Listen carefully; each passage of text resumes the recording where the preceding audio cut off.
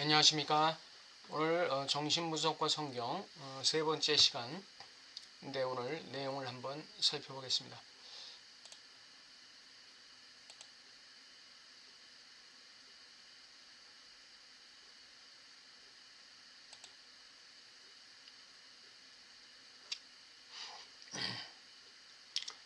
오늘 내용은 애도와 회개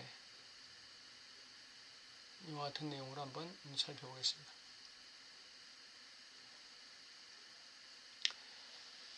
정신분석적으로 볼 때 애도라는 것, 이것은 이게 그 상실에 대한 그 슬픔, 상실의 수용해서 오는 슬픔이라고 할 수 있죠.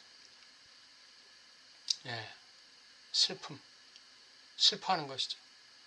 어머니의 태를 상실했고 젖가슴도 상실했고 어머니 자체를 또 상실하게 되죠.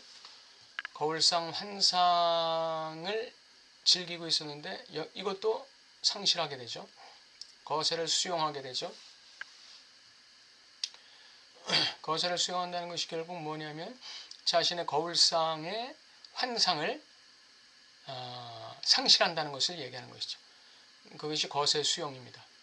이러한 주체적 상실에 대해서 슬퍼하는 것입니다.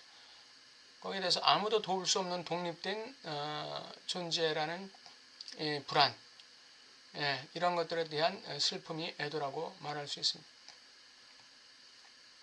프로이드는 이러한 상실의 대상이 완전히 포기된 것은 아니다 이렇게 얘기합니다. 그것이 양적으로 희미해지고 질적으로 다른 심리적 위상을 갖게 된다 라고 얘기하는데, 바로 이러한 논리를 계승해서 락강은 자신의 욕망의 논리를 전개하고 있습니다. 게오르그 플럭은 프로이드 학파죠. 게오르그 플럭은 애도가 슬픔을 이야기하지만 초기 대상으로부터 주체를 자유하게 함으로써 삶의 새로운 경험을 향한 전망을 연다 이렇게 얘기합니다. 게오르그 플럭, 애도가 슬픔을 이야기하지만 초기 대상으로부터 주체를 자유케 한다. 삶의 새로운 경험을 향한 전망을 연다.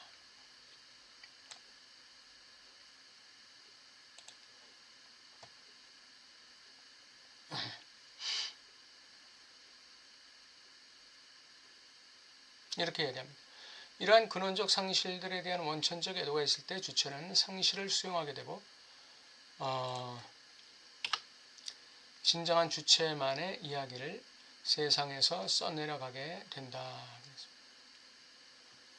애도가 이루어질 때, 애도가 정상적으로 이루어질 때 비로소 주체는 상실을 수용하게 되고 자기만의 이야기를 세상이라는 곳에서 자기만의 이야기를 써내려갈 수 있는 주체가 되고 진실한 그 자기,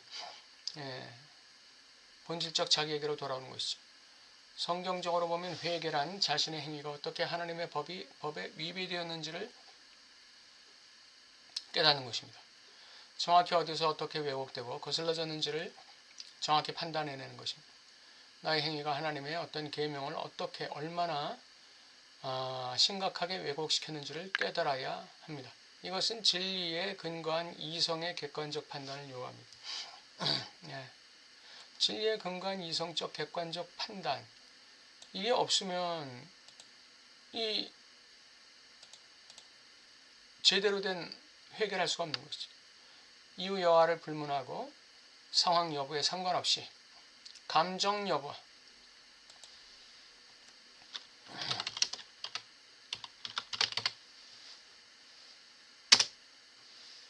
상황과 감정 여부에 상관없이 자신의 행동이 하나님의 법을 어떻게 얼마나 파괴했는지를 성찰하는 것에서 회개는 시작된다. 자, 다시 애도로 넘어갑니다. 애도는 둘째, 관계의 파괴에 대한 책임을 지는 것입니다. 락강적 의미에서 애도는 주체 자신의 존재와 인생에 대한 책임으로 이어집니다. 애도라는 것은 자기 자신과의 관계에 책임을 지는 것입니다. 자기 자신의 존재에 대해서 책임을 지는 것이고 자기 자신의 인생에 대해서 책임을 지는 것이다. 이것이 애도입니다. 상실된 나 자신과의 관계를 어떻게 회복하겠습니까? 그것은 곧 주체 자신의 존재에 대한 책임으로 이어지고 주체 자신의 인생에 대한 책임으로 이어집니다. 존재적인 책임으로 이어지기 위해서 거쳐야 할 또 하나의 과정은 나 자신의 상실들에 대해서 의로운 분노를 해야 한다는 것입니다. 내가 지금까지 허망한 삶을 살았다. 내가 지금까지 헛된 삶을 살았다는 것에 대한 분노가 있어야 돼요. 그래야 그것이 자기 자신에 대한 책임으로 이어지고 자기 자신에 대한 책임을 지는 것이 결국 관계 회복이에요. 관계 회복.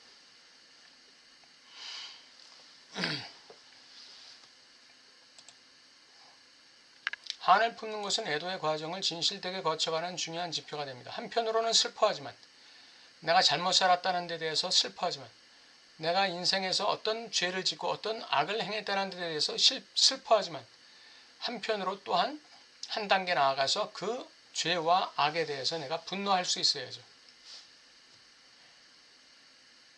그래야 애도의 과정이 제대로 거쳐지는 것입니다. 세상 말로 한을 품어야 한다. 내가 피투된 이 세상에서 내가 여하의 나의 존재적인 가치를 창출해 낼 것이고 나의 삶의 의미를 만들어갈 것인지에 대한 고민이 뒤따를 수밖에 없죠. 애도란 바로 이러한 자기 책임으로 자연스럽게 이어지게 되는 것입니다.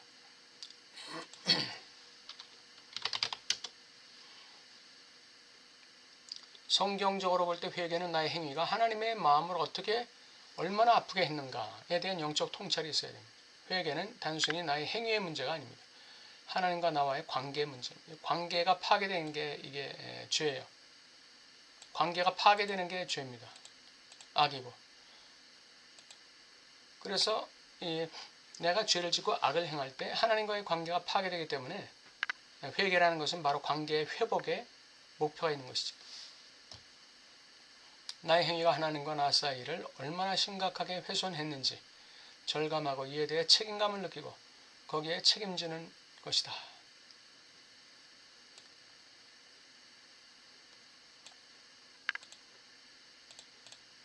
그것을 성경은 돌이키다라는 말로 그 헬라 원어로 메타노이아라고 말하고 있습니다. 180도 방향 전환하다.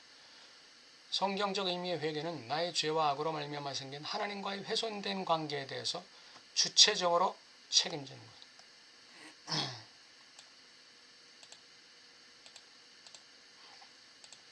파괴된 관계가 회복되는 것입니다. 악강 정신분석적 의미에서 애도는 기표와의 만남의 중요성과 연결되어 있습니다. 내가 어떤 기표를 가지고 있느냐에 따라서 이 애도가 깊이가 결정되고 애도의 내용이 결정되고 애도의 방향이 결정되어 버리는 것이죠. 락강에 의하면 기표는 존재보다 앞섭니다. 선지하는 기표는 어머니의 태에서 생성되기 전부터 이미 한 개인 주체를 구조화시키고 있습니다.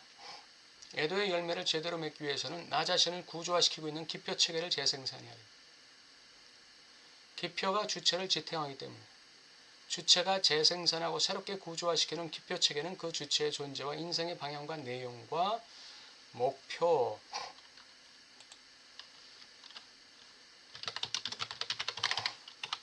결정하는 근원이 돼요.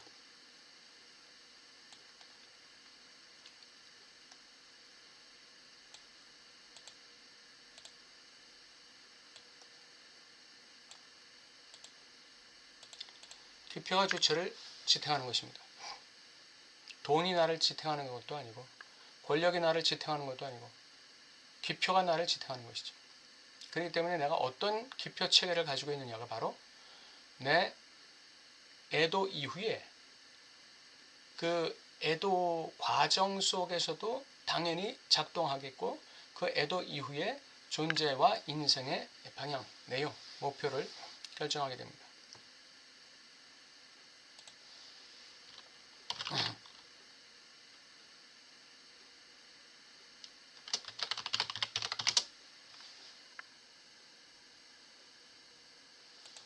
존재 애도 과정뿐 아니라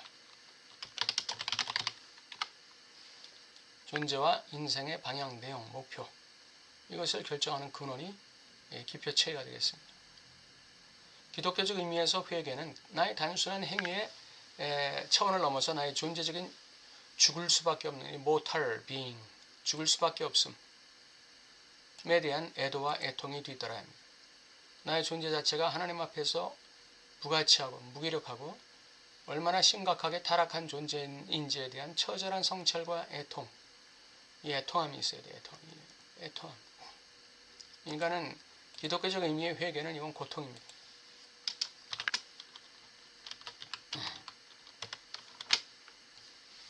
영적 고통.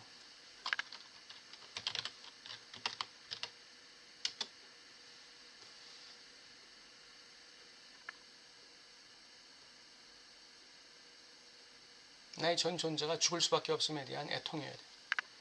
나의 존재 자체가 하나님 앞에서 무가치하고 무기력하고 돌이킬 수 없는 존재라는 것에 대한 처절한 성찰과 애통이 있어야 돼요. 그리고 한 걸음 나아가서 하나님에 대한 절대적인 신뢰와 위탁이 있어야 합니다. 이게 더 중요한 거예요. 단순히 성찰과 애통에서 그쳐서는 안 돼요. 하나님에 대한 절대적 신뢰와 위탁으로 나가야 되는 거죠. 나 자신을 하나님께 맡기는 것이죠. 위탁하는 것이죠.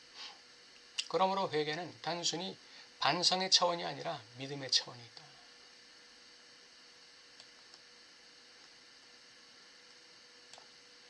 회개의 종착역은 믿음이다.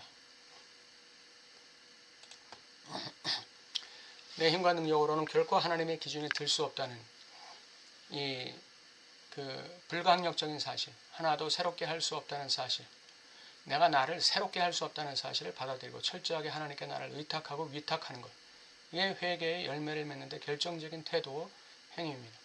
회개한 주체는 결코 자신을 의지하지 않습니다. 회개한 주체는 하나님께 자신을 의탁하고 하나님께서 자신을 견인해 가시도록 자신을 하나님께 위탁한다는 현저한 특징을 가지고 있습니다. 이게 그리스도의 견인입니다.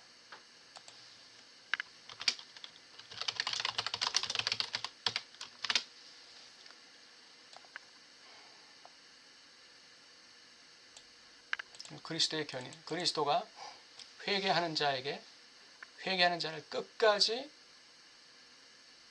이끌어간다는 것이죠. 끝까지 지탱해 나간다는 것이죠. 내가 나를 지탱하는 게 아니라 그리스도께 나를 위탁할 때 그리스도가 나를 끝까지 책임지고 이끌어간다는 것입니다. 그리스도의 견인이에요. 이것이 바로 사도 바울이 일평생 사명을 감당하는 과정에서 가장 집중했던 부분이에요. 성경에 죄를 지으면 하나님을 떠나 죄를 짓게 되면 크리스찬이라도 3, 4대까지 죄의 저주가 임한다, 이런 얘기가 있습니다. 대신 하나님을 경외하고 선을 행할 때 그 축복이 자손 1000대까지 간다, 이런 말씀이 있습니다. 죄를 짓는다는 건 굉장히 안 좋은 거예요. 악을 행한다는 건 굉장히 안 좋은 것입니다. 개인적으로나 가정적으로나 뭐 어떤 단체나 국가나 권력 집단이나 이 죄를 짓고 악을 행하는 것은요, 굉장히 큰 저주가 오는 것입니다. 그러므로 이 기독교에서는 이 구원받는 것이 죄를 구원받지 못하는 게 죄를 졌기 때문에 구원받지 못하는 게 아니에요. 회개하지 않기 때문에 구원받지 못하는 것이죠. 그만큼 이 회개가 기독교 진리에서 이 회개라는 것은 아주 가장 밑바닥, 가장 근원에 자리 잡고 있는 것이죠. 애도도 마찬가지입니다. 애도도 한 인간에게서 애도할 수 있다는 것은 이건 큰 특권이라고 할 수 있죠. 큰 특권입니다. 애도할 수 있다는 것. 나 자신의 상실에 대해서, 나 자신의 결여에 대해서, 나 자신의 모자람에 대해서 애도할 수 있다는 것은, 순간순간 애도할 수 있다는 건 엄청난 특권이죠. 애도 한평생 살면서 이 애도를 한번 제대로 할 수 있다면 황골탈퇴하게 될 것입니다. 삶이 엄청난 변화를 일으키게 되겠죠.